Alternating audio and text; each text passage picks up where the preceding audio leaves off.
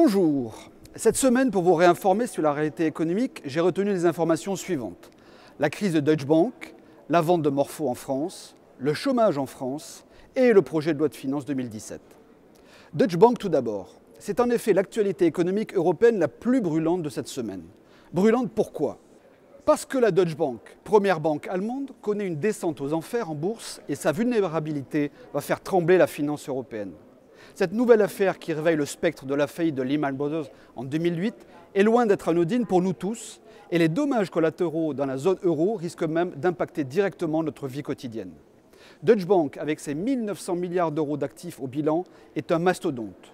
Une banque systémique mondiale, comme on dit dans le jargon économique. La Deutsche Bank, colosse au pied d'argile, c'est un hors-bilan vertigineux équivalent à 16 fois le PIB de l'Allemagne, soit un portefeuille de 64 000 milliards de dollars d'exposition aux produits dérivés, qualifié par Warren Buffett d'arme de destruction financière massive. C'est aussi une capitalisation boursière de près de 15 milliards d'euros qui a fondu de moitié depuis le début de l'année. Le cours de bourse est tombé à 11 €, le plus bas depuis 1983. Un ratio de capitalisation de 2,68%, soit 1,37, c'est-à-dire 37 € d'engagement pour 1 € de cash.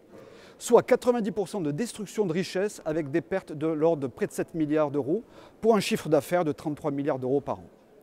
Malgré 20 milliards d'euros de recapitalisation de fonds propres depuis 2010, grâce à un espèce de mécanisme compliqué d'émission d'obligations convertibles en actions, appelé les COCO, eh bien, rien n'a changé. Elle avait aussi trempé dans les manipulations du marché interbancaire du Libor en 2014. Et pour couronner le tout, une amende de 14 milliards de dollars infligée par les autorités américaines pour sa responsabilité dans la crise des subprimes en 2008. La Deutsche Bank est maintenant dans une spirale infernale qui peut finir en faillite s'il n'y a pas de renflouement. Tout cela, Angela Merkel a dit qu'elle s'en moquait, que les contribuables allemands ne paieraient pas et que le Deutsche Bank n'avait qu'à se débrouiller sans l'aide de l'État pour se recapitaliser. Mais ça, c'est un double langage. Et oui, car l'Union européenne, depuis janvier 2016, interdit le renflouement par l'État à cause de l'union bancaire qui préfère ponctionner les clients des banques sur leur compte bancaire, voire sur leur épargne. Une intervention de l'État allemand serait donc une entorse grave aux règles de l'Union européenne et de ses kleptocrates bruxellois. L'Allemagne, principal artisan de cette Europe ultralibérale, est grande donneuse de leçons et de vertus aux pays du Sud, la Grèce, la Chypre, l'Italie, l'Espagne, le Portugal, et maintenant comme l'arroseur arrosé. Ce que le FN prévoyait depuis 2 ans déjà se réalise, malheureusement. La question en suspens est donc de savoir ce que va faire la chancelière Merkel. Laissera-t-elle mourir sa plus grande banque au risque d'une crise financière mondiale ou agira-t-elle contre Bruxelles? Ce naufrage du système financier européen est dû à l'euro, monnaie unique, que la BCE veut sauver à tout prix, y compris avec sa politique des taux bas et des taux d'intérêt négatifs, qui est fatale pour les marges des banques et aussi pour l'épargne des citoyens. En France d'ailleurs, ces taux d'intérêt négatifs de la BCE menacent aussi l'assurance vie capitalisation à cause de la funeste loi Sapin 2 en préparation. L'affaire de la Deutsche Bank montre que la crise financière et bancaire n'épargne pas l'Allemagne et qu'elle pourra même en être l'épicentre de la nouvelle crise de la zone euro. Inutile de se voiler la face. La vue selon laquelle les choses s'améliorent avec les solutions de l'Union européenne est un mirage. Nous sommes dans une bulle financière énorme, obèse, hideuse. En 2016, la plupart des pays occidentaux sont ruinés et dans l'incapacité de rembourser leurs dettes. Le monde de la finance est un énorme trou noir dans lequel des pays majeurs du système financier pourraient disparaître. Nous disons alerte sur les banques et sur l'euro. Alors comment faire? Il nous faut désormais préparer l'étape suivante, c'est-à-dire bâtir l'après-euro. Monnaie unique par l'adoption d'un modèle de patriotisme économique préconisé par le Front National, avec un écu au niveau des échanges commerciaux de l'Europe et notre nouvelle monnaie nationale en France. C'est le seul moyen raisonnable et social d'endiguer le cataclysme économique et financier programmé par l'Union européenne. Sur Morpho maintenant, c'est en principe cette semaine que l'État, actionnaire de référence du groupe Safran, devrait désigner le repreneur de sa filiale spécialisée dans l'électronique de sécurité, Morpho. Ce dossier est hautement sensible car il concerne les technologies au service de la lutte contre la criminalité, le contrôle aux frontières et la gestion des flux de passagers, intégrant la biométrie notamment. Il met en concurrence essentiellement Oberture, filiale du fonds d'investissement américain Advent, et Gemalto, où l'État français est le premier actionnaire via BPI France. Gemalto a néanmoins un actionnariat américain important également et a surtout été au cœur d'une affaire d'espionnage économique majeure au profit des États-Unis il y a 15 ans déjà. Les fonds plus spéculatifs, KKR, Impalal, semblent ne plus être dans la course. Il est évident qu'après une décennie de braderie des intérêts stratégiques et industriels français au profit des investisseurs chinois, qataris ou anglo-saxons, il est vital que l'État fasse le bon choix. Les promesses d'investissement ou d'emploi n'engagent souvent que ceux qui les écoutent. Le Front National exhorte l'État français à n'accepter que des engagements fermes en ce sens avec l'entreprise la moins susceptible de laisser échapper ce savoir-faire vers des pays tiers. Rappelons que l'État dispose d'un texte lui permettant de bloquer une cession à l'étranger si elle est contraire aux intérêts stratégiques de la France en matière de défense et de moyens de lutte contre le terrorisme. Mais pour cela, il faudra que l'État soit encore au service de notre pays et de son économie et non pas celui des grands financiers internationaux. Il faut une solution patriote pour notre sécurité nationale.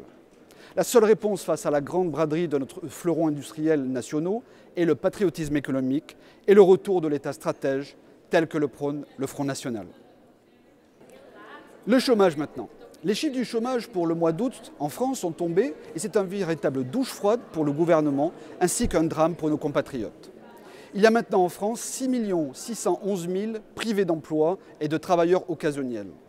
Quand on ajoute ce chiffre à celui des 4 500 000 invisibles qui n'entrent plus dans les statistiques, le vrai chiffre du chômage a franchi la barre des 11 millions de personnes en France. C'est véritablement scandaleux, mais cela ne fait plus réagir les dirigeants UMPS co-responsables. Souvenez-vous que la lutte contre le chômage était une des promesses électorales de Hollande et de Sarkozy avant lui, mais qu'ont-ils fait pour la réduire? Rien au contraire. Aplatis devant Bruxelles, trahissant jour après jour les entreprises françaises, les accablant de charges toujours plus lourdes, mettant en concurrence des immigrés ou des clandestins avec les travailleurs français, les gouvernants UMPS font tout pour détruire l'emploi et l'avenir de l'économie française. Mais malgré leurs mensonges et leurs trahisons, ils ne peuvent rien face à la réalité. Les chiffres sont là. Ils leur donnent tort. Les politiques économiques UMPS sont un échec flagrant. Seul le programme économique du Front National, partagé par 8 prix Nobel d'économie, est en mesure d'inverser le processus de destruction de l'emploi dans notre pays. Enfin, le projet de loi de finances 2017. Cette semaine, le projet de loi des finances 2017 a été présenté par Michel Sapin, le ministre de l'économie socialiste. Et comme d'habitude, toutes les promesses électorales n'auront été que de la poudre aux yeux. Malgré les annonces de baisse de l'impôt sur le revenu en 2015 et en 2016, le gouvernement table maintenant sur une augmentation de 2,7% de la recette de cet impôt, soit 23% de plus qu'en 2012. Les particuliers paieront donc 2 milliards d'impôts en plus, à quoi se rajoute une hausse de la TVA de 4 milliards d'euros. Autre vœu pieux, celui du déficit public. En effet, le projet de loi de finances estime que le déficit sera inférieur à l'objectif de 3% pour correspondre aux objectifs de l'Union européenne et se stabilisera autour de 2,7%. Une bagatelle de 70 milliards d'euros qui viendra s'ajouter aux 2 200 milliards d'euros de dette publique fin 2016. Petit détail, ces calculs sont réalisés avec une hypothèse très optimiste de croissance du PIB de 1,5%. Or, compte tenu du contexte économique mondial, de nombreux organismes internationaux ont revu à la baisse les estimations de croissance économique. Mais nos dirigeants UMPS préfèrent toujours croire au meilleur et faire subir le pire aux Français. Ça ira mieux demain. Car c'est une certitude, les objectifs optimistes ne seront pas atteints de la même façon qu'ils n'ont jamais été atteints pendant les décennies des gouvernances UMPS. Par contre, ce qui est sûr, c'est que la dette continuera à augmenter et qu'Hollande deviendra ainsi le président des 100% d'endettement public. Un triste record que seul le plan de désendettement et la grande réforme de simplification fiscale du Front National pourra empêcher. À bientôt.